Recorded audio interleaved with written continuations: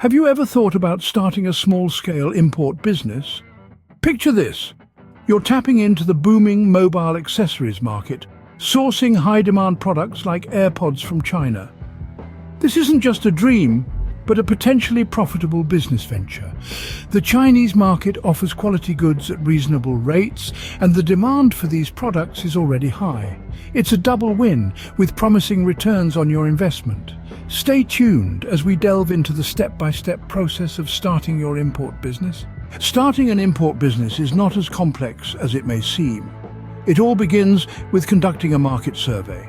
This involves understanding what's in demand, what sells, and at what price.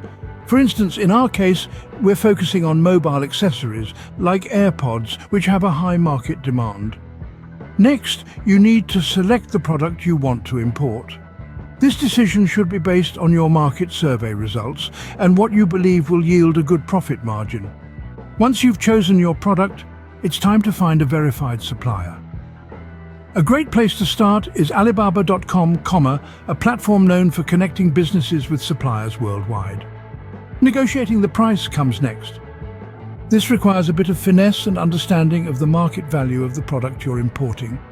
Remember, the goal is to buy low and sell high. Finally, once you've agreed on a price, make the payment through the banking channel. By following these steps, you can successfully start your import business. Let's quickly recap the steps to start your import business. First, identify your investment capacity and select high-demand products like mobile accessories or AirPods. Conduct a market survey to understand the demand and pricing. Then, head to sites like Alibaba to find verified suppliers. Bargain to get the best rates and finalize your purchase. The potential profitability of this venture is considerable, with a promising return on investment.